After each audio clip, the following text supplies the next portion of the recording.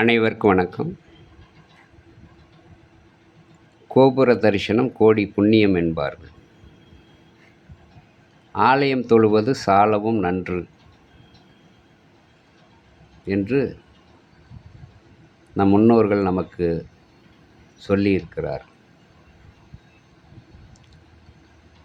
அனுதினமும் காலையில் குளித்துவிட்டு உணவு உண்பதற்கு முன் ஏதேனும் ஒரு கோவிலுக்கு சென்று வணங்கி வந்த பிறகு உணவு உண்பது இன்றைக்கும் ஒரு சிலர் நடைமுறையில் வைத்திருக்கிறார்கள். அதனால தான் நம் முன்னோர்கள் சொல்வார்கள், கூழாக இருந்தாலும் குளித்து குடி, கந்தலாக இருந்தாலும் கசக்கி கட்டு என்பார். ஏறக்குறைய தமிழகத்திலே இருக்கக்கூடிய அனைத்து கோயில்களினுடைய கோபுர உயரங்களை இந்த பதிவிலே நாம் பார்க்க போகிறோம். அது மட்டுமல்ல, இது போன்ற கோபுர தரிசனம் யாருக்கெல்லாம் கிடைக்கிறதோ அவர்களுக்கு கோடி புண்ணியம் கிட்டும் என்றும் சொல்வார்கள். ஒவ்வொரு மனிதனும் தன்னுடைய வாழ்நாளில் இங்கே குறிப்பிட்டுள்ள அந்த ஸ்தலங்களுக்கெல்லாம் சென்று வருகின்ற பொழுது மழை போல் கஷ்டம், துன்பம், துயரம் எது வந்தாலும் பனி போல் விலகிவிடும் என்பது ஒரு ஐதீகம்.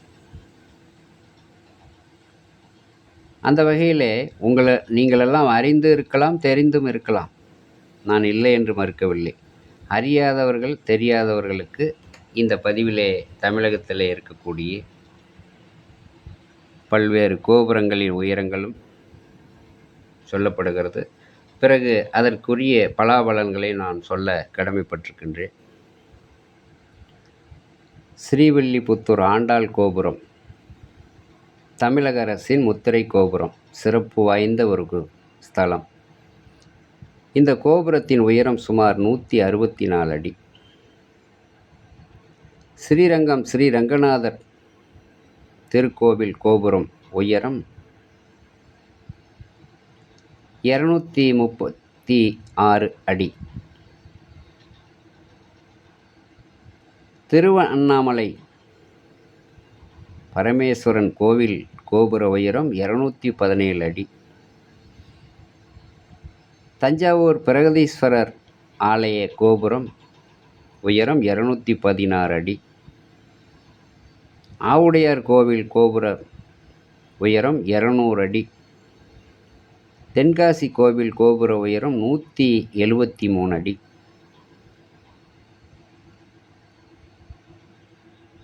மதுரை மீனாட்சியம்மன் கோவில் கோபுர உயரம் 170 அடி. மன்னார்குடி கோவில் கோபுர உயரம் 154 அடி. குடந்தை சாரங்கபாணி கோவில் கோபுர உயரம் 144 அடி. சிதம்பரம் கோவில் கோபுர உயரம் 140 அடி. திருவானைக்காவல் அகிலாண்டேஸ்வரி கோவில் கோபுர உயரம் 128 அடி. சுசீந்திரம் கோவில் கோபுர உயரம் 134 அடி.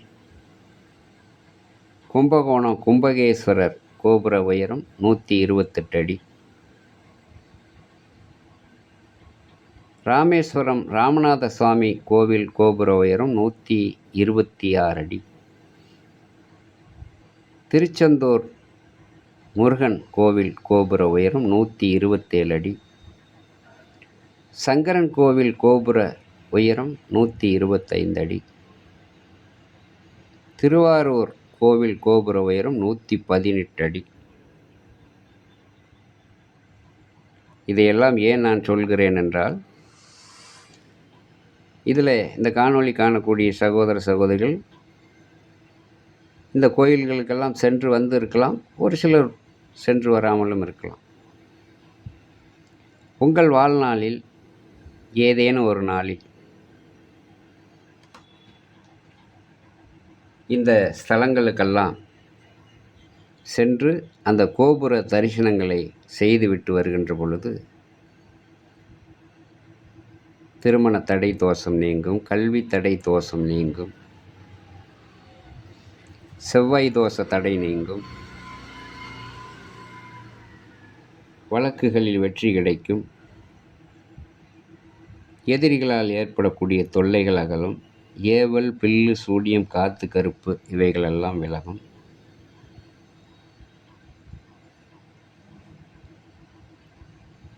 அதோடு மட்டுமல்லாது நோய் நொடி பீடை, மனக்கவலை, துன்பம், துயரம் இவைகள் அனைத்தும் இந்த ஆலயங்களுக்கு சென்று அங்கு இருக்கும் தெய்வங்களை வணங்கி அந்த கோபுர தரிசனத்தை நீங்கள் செய்துவிட்டு வருகின்ற பொழுது நான் சொல்கிறேன், நிச்சயமாக உங்களுக்கு அந்த கஷ்டங்கள் எல்லாம் மழை போல் வந்தாலும் பனி போல் அகன்று சகல ஐஸ்வர்யங்களும் சகல செல்வங்களும் கிடைக்கும் என்பதை கூறிக்கொண்டு அனைவரும் வாழ்க வளமுடன்.